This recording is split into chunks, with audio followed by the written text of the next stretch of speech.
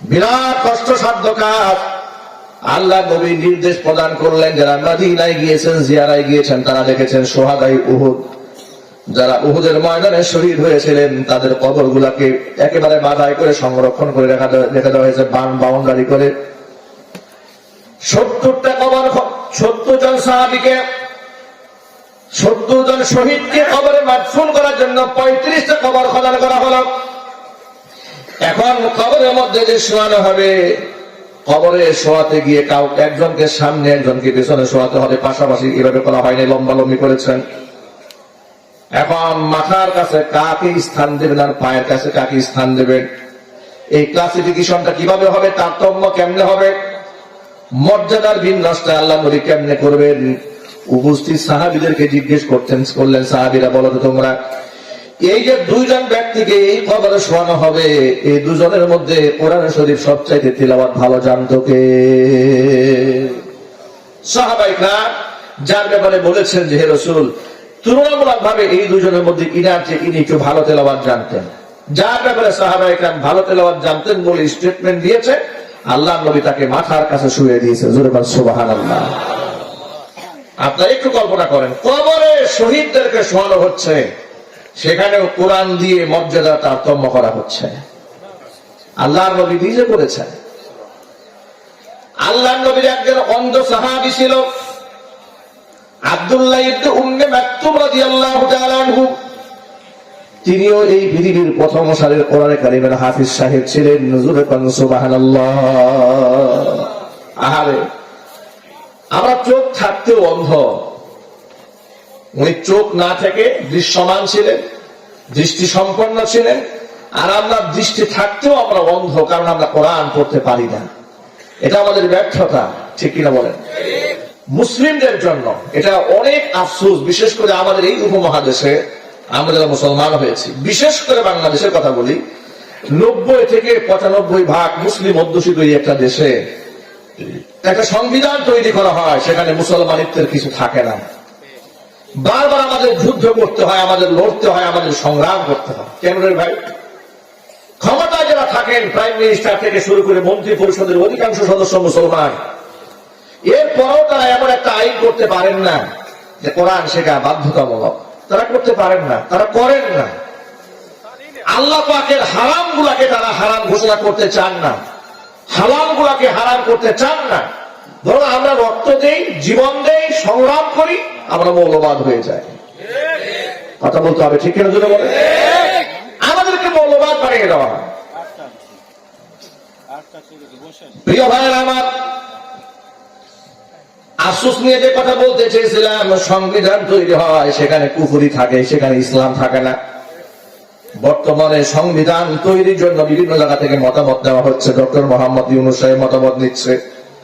সরকারকে বলছি একেবারে স্পষ্ট কথা, সংবিধান যেটাই তৈরি করবেন, সবচেয়ে বড় কথা উল্লেখ থাকবে সেখানে, যদি এখানে ইসলাম ধর্মের আকীদা বিশ্বাসের খেলাফ কিছু থাকে, সেটা কত বাতিল বলে গণ্য হয়ে যাবে। ঠিক কিনা? যদি বলে এক হচ্ছে সামনে কোন আইন, কোন বিধি বিধান এদেশে ইসলামের আকীদা বিধ্বংসী, ইসলামের সাথে সংঘর্ষ হয়, এমন কোন নীতিমালা রাখা যাবে না। যদি থেকে থাকে এই সংবিধানে, তা অত বাতিল বলে গণ্য হবে। কথা বলেন, ঠিক কিনা?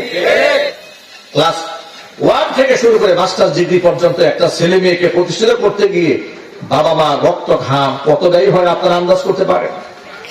আমাদের স্টেজে এখন অনেক সম্মানিত ব্যক্তিবর্গরা আছেন, যারা উচ্চ শিক্ষিত, তারা জানেন তাদের এই পর্যায়ে আসতে গিয়ে তাদের বাপ মা কত ঘাম জড়িয়েছেন, কত শ্রম দিয়েছেন, কত কষ্ট করেছেন। বড় দুঃখের ব্যাপার হলো, একটি মুসলিম দেশের সিলেবাস এমন থাকবে কেন যে একেবারে ক্লাস 1 থেকে মাস্টার ডিগ্রি পর্যন্ত সন্তান পড়ল। যদিও আমাদের দেশে প্রাইমারি লেভেলে, হাই স্কুল লেভেলে ধর্মীয় সাবজেক্ট আছে, তারপরে একটা সন্তান বিশুদ্ধভাবে সূরা ফাতিহা পড়তে জানেন না। কথা বলে প্রাইমারি স্কুলে ধর্ম শিক্ষার জন্য শিক্ষক যে দিয়েছে, ওই শিক্ষকের ধর্মের কোনো জ্ঞান নাই। কথা আওয়াজ নাই কেন? শিক্ষক আপনাকে ধর্ম কি শেখাবে? আমি স্কুলে পড়েছি, মাদ্রাসা ভর্তি হওয়ার আগে তার মনে আছে আমি অঙ্ক প্রাইভেট পড়তাম, ইংরেজি আমি প্রাইভেট পড়তাম, দুইটা সাবজেক্ট প্রাইভেট পড়তাম, আর কোন সাবজেক্ট আমরা প্রাইভেট পড়তাম না। এটা সাধারণত সবাই এই দুইটা সাবজেক্ট প্রাইভেট পড়ে। এত কষ্টের পরেও আমাদের এই দুইটা নাম্বারে, দুইটা সাবজেক্টে ফার্স্ট ক্লাস ফার্স্ট হতে, একেবারে 80-র উপরে মার্ক পাওয়াটা, এটা আমাদের জন্য খুব কষ্টকর হয়ে যেত। আর ধর্মীয় সাবজেক্টটা, ধর্ম, ওটাও 100 মার্কে পরীক্ষা হতো। মজার ব্যাপার কি জানেন, জীবনেও প্রাইভেট পড়ি নাই, কোচিংও করি নাই, এমনকি ভালো করে পড়েও নাই, পরীক্ষা দিয়েছি 90-এর উপরে মার্ক। কথা বলে ঠিক না বলে? এখানে সুবহানাল্লাহ বলা কিছু নাই, নাউজুবিল্লাহ বলতে হবে। কেন নাউজুবিল্লাহ বলতে জানেন? আমি যা লিখছি ভুল লিখছি, আমি এখন বুঝি এটা। যিনি খাতা দেখছে ও নিজেও ধর্ম বুঝে না। কথা জুড়ে বলে আন্দাজে নাম্বার দিয়ে দিয়েছে। মানে ধর্ম একে গুরুত্বহীন সাবজেক্ট, আপনি পড়লেও পাস, না পড়লেও পাস। তাই যদি না হতো, মাস্টার ডিগ্রি কমপ্লিট করেছে, এত কিছু পারলো, সে সূরা ফাতিহা জানে না কেন ভালো করে? কথা বলে না কেন? তাকে জানাজার নামাজ পড়াতে দেন, এখানে মাথা নষ্ট হয়ে যাবে। ঈদের নামাজ পড়ে দেন, ঈদের নামাজ পড়তে গিয়া উনি জানাজা পড়ে ফেলবে, জানাজা পড়তে গিয়ে উনি ঈদের নামাজ পড়ে ফেলবে। উনি বাপ মার জন্য দোয়া করতে গিয়ে বাপ মাকে জাহান্নামে পাঠাই দিবে। কথা বলে না কেন? কেন হলো? অথচ উচিত ছিল এত বড় একটা মুসলিম দেশ, সিলেবাসটা এমন ভাবে প্রণয়ন করতে হবে, তার মৌলিক বেসটা তৈরি হবে কোরআন দিয়ে, তাওহীদ দিয়ে, ইসলাম দিয়ে। এরপরে সে হাফেজে কোরআন হতে লম্বা সময় লাগে না। সৌদি আরবের শিক্ষা সিলেবাসটা দেখেন, এমন ভাবে তৈরি করা হয়েছে, সেখানে যদি আপনি মাদ্রাসায় পার্টিকুলারলি নাও পড়েন, আপনি যখন ইন্টারমিডিয়েটে যাবেন কিংবা এসএসসি লেভেল আপনি যখন চলে যাবেন, অটো আপনি কোরআন শরীফের তর্জমা করতে পারবেন। সুবহানাল্লাহ। আপনি কোরআনের তর্জমা জানবেন, ইসলামিক বেসিক নলেজ আপনি জানবেন, আকীদা সম্পর্কে আপনি জানবেন। ওরা ইঞ্জিনিয়ার হচ্ছে, ডক্টর হচ্ছে, লয়ার হচ্ছে, ব্যারিস্টার হচ্ছে, প্রফেসর হচ্ছে, অসুবিধা হচ্ছে না? সব কিছু করে মনে রাখবেন, বিজ্ঞান শেখার কারণ জন্য ধর্ম কখনো অন্তরালয় হয় না, বরং বিজ্ঞান শিখতে গিয়ে ধর্ম তার জন্য সাহায্যকারী ভূমিকা রাখে। কথা বলতে হবে, ঠিক কিনা বলেন? আর আমাদের দেশের যে সমস্ত তথাকথিত বিজ্ঞান মনস্ক যারা নিজেদেরকে খুব বৈজ্ঞানিক দাবি করে, আমি আমার ভাষায় বলি শাহবাগী এবং কলা বিজ্ঞানী যারা আছে, সবসময় ইসলামটাকে, ধর্মের জন্য, ধর্মটাকে সবসময় বিজ্ঞানের জন্য সবচেয়ে ভয়ঙ্কর ভিলেন বানায় রাখে। মানে ধর্ম এক জিনিস, আর বিজ্ঞান চিন্তা চেতনা আরেকটা জিনিস। আসলে ওরা বিজ্ঞান চর্চা করে না, ওরা রাম বামদের দাসত্ব করে। তাদেরকে জোরে বলতে হবে, ঠিক কিনা বলে? ওরা যদি বিজ্ঞান চর্চা করতো, ওদের আবিষ্কার কি বাংলাদেশে বলেন আপনারা? উল্লেখযোগ্য কোন আবিষ্কার ওদের আছে? আবিষ্কার আছে, রমনা বট বলে পহেলা বৈশাখ আসলে বড় বড় হুতুম পেঁচা বানায় দাঁড়ায় থাকবে। কথা বলেন, এই হচ্ছে বিজ্ঞানীদের কাজ। বড় বড় কি বানাবে? হুতুম পেঁচা বানায়া শাহবাগ চত্বর ঘুরান দেবে। এই হচ্ছে মহাবিজ্ঞানীদের কাজ। বিজ্ঞানীদের কাজ হয়ে গেছে আলু ভর্তা কেমনে বানাতে হয় এটা শিক্ষা সিলেবাসে ঢুকাই দাও। জিঙ্গালা হু বাচ্চাদেরকে শেখাও। উগান্ডায় কেমনে নাচে জঙ্গলের বাচ্চারা, মানুষেরা, সেগুলো বাচ্চাদেরকে শেখাও। কি তামাশা দিয়ে ওরা এই দেশে করেছে! এই দেশটাকে ধ্বংস করার জন্য এমন প্ল্যান ওরা করেছিল। যদি জুলাই আগস্টের কোন অভ্যুত্থান তৈরি না হতো, এদেশের ছাত্র যদি জীবন না দিত, যদি ইসলামী ধ্বংস হতো না, এই রাষ্ট্রটা শেষ হয়ে যেত। রাষ্ট্রটাকে ওরা শেষ করে দিত। ওরা আমাদেরকে এমন ভাবে বন্দী করেছিল, আমাদের স্বাধীনতাকে এমন ভাবে হরণ করেছিল, এমন ভাবে কেড়ে নিয়েছিল। আমি আজকেও, গতকালকে মাহফিল থেকে ফেরার পথে হঠাৎ করে শহীদ আল্লামা দেলোয়ার হোসেন সাঈদী রহমাতুল্লাহি আলাইহি, আল্লাহ পাক তাকে জান্নাতুল ফেরদাউস দান করেন। আজ থেকে 20 বছর আগের একটা বক্তব্য অনলাইনে কে যেন ছেড়েছে, তো ওনার বয়ান আমি ফেসবুকে পেলে শুনি। উনি বয়ানের মধ্যে বলছে যে জাতীয় সংসদে উনি যখন সংসদ সদস্য ছিলেন তখনকার একটা ইতিহাস বলছেন, যে ভারত থেকে বিদ্যুৎ আনার ব্যাপারে প্রস্তাব পেশ করা হয়েছে। তিনি বলছেন সেই 20 বছর আগের কথা, যে একটি রাষ্ট্রের জন্য, একটা দেশের জন্য বিদ্যুৎ হচ্ছে প্রাণ শক্তি। বিদ্যুৎ কিসের মতো? প্রাণের মতো। এই দেহের মধ্যে ভিতরে যদি প্রাণ থাকে তাহলে দেহটা বাঁচবে, প্রাণ না থাকলে দেহ মরে যাবে। উনি বললেন যে এই দেশের বিদ্যুৎ যদি এখান থেকে না নিয়ে বিদেশ থেকে আনা হয়, বিষয়টা এমন দাঁড়ালো দেহ এক জায়গায় আর প্রাণ হচ্ছে আরেকজনের হাতে।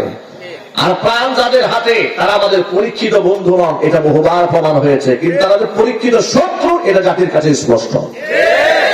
সুতরাং তাদের হাতে বিদ্যুৎ দেওয়া হবে, আর ওই বিদ্যুৎ যদি আমরা খরিদ করে নিয়ে আসি এটা রাষ্ট্রের জন্য কোনোদিন ভালো হবে না, বরং তারা আমার মিল, ইন্ডাস্ট্রি, ফ্যাক্টরি গোটা রাষ্ট্রকে জিম্মি বানায় ফেলবে বিদ্যুৎ বন্ধ করে। কথা বলতে হবে, ঠিক কিনা? 20 বছর আগে যে ভবিষ্যৎবাণী তিনি করেছিলেন স্বৈরাচারীর আমলে আদানি গ্রুপ থেকে বিদ্যুৎ খরিদ করার পরে আজকে রাষ্ট্রকে সেই মাসুল গুনতে হচ্ছে। বলেছেন 20 বছর আগে। অবস্থা আমাদের কি হয়েছে? সবচেয়ে চড়া মূল্য পৃথিবীর মধ্যে আমরা বিদ্যুৎ খরিদ করে আনতেছি ভারত থেকে। ওরা আমাদের কাছ থেকে সুদে আসলে সব নিয়ে নিচ্ছে, আমাদেরকে জিম্মি বানিয়ে দেওয়া হয়েছে। আমরা পেঁয়াজ, এই যে মাঝে মাঝে হঠাৎ করে পেঁয়াজের দাম বেড়ে যেত, কারণটা কি? ক্রাইসিসটা কেন হতো জানেন? আমাদেরকে নেপাল থেকে, পাকিস্তান থেকে, চায়না থেকে পেঁয়াজ আমদানি করতে দেওয়া হতো না। বন্ধুত্ব ঠিক রাখার জন্য স্বৈরাচারী ভারতের কাছে এমন ভাবে বিবাহ বসছিল, ভারত যদি পেঁয়াজ দেয় খাবে, না হয় উনি পেঁয়াজ ছাড়াই রান্না করবে। কথা একটু বলে না, ঠিক আছে? সে তো প্রকাশ্যেই বলেছে আমার ঘরে পেঁয়াজ ছাড়া রান্না হয়, বলে নাই? কত বড় শয়তান চিন্তা করেছে! এমন ভাবে জিম্মে বানিয়েছিল যে আমাদের পেঁয়াজের ক্রাইসিস মেটাতে গেলে ভারতের কাছে ভিক্ষা চাইতে হবে। ভারত যদি দেয় তো রাষ্ট্র খাবে, না হলে খাবে না। তাহলে মন চাইলে তো ওরা পেঁয়াজ বন্ধ করে দিতে পারে, দাম ইচ্ছা করলেই উঠাবে, দাম ইচ্ছা করলে নামাবে। এটা কি স্বাধীনতা না গোলামি? আরো চিল্লায় বলেন। এই গোলামির জিনজিরে সে আমাদেরকে আবদ্ধ করেছিল, যার জন্য সে কিন্তু নিজে বলেছে ভারতকে আমরা যা দিয়েছি ভারত কোনোদিন তা বলতে পারবে না, বলে নাই? এখন তাকে রিমান্ডে এনে ধরে জিজ্ঞেস করা উচিত, তুই কি কি দিয়েছিলি বল। এ রাষ্ট্র থেকে, এ রাষ্ট্র কারো বাবার কেনা সম্পদ নয়, তার বাবা এই দেশের জন্য রক্ত দেয় নাই। একটু কথা বলেন। আমার বাবা 71-এর স্বাধীনতা যুদ্ধের যুদ্ধাহত মুক্তিযোদ্ধা, জোর গলায় বলতে পারে আমার বাবা রক্ত দিয়েছে, কিন্তু হাসিনা বাবা রক্ত দেয় না। হাসিনা বাবা ওই সময় পাকিস্তানের কারাগার থেকে সরকারি বেতন গ্রহণ করেছে। শুধুমাত্র শেখ মুজিবুর কেন, শেখ মুজিবুরের পরিবারের একজন সদস্য মুক্তিযুদ্ধে অংশগ্রহণ করে নাই। আজকে তারাই স্বাধীনতার কথা বিক্রি করে আমাদেরকে, আর আমাদেরকে বলে স্বাধীনতা বিরোধী। গোটা ছাত্র সমাজ, তরুণ প্রজন্ম আজকে ভুলে গেছে স্বাধীনতা বিরোধী খারাপ। কসম আল্লাহর, শেখ মুজিবের এবং শেখ মুজিবের নাতিপুতি যারা, তারাই স্বাধীনতা বিরোধী রাষ্ট্রের শত্রু ছিল।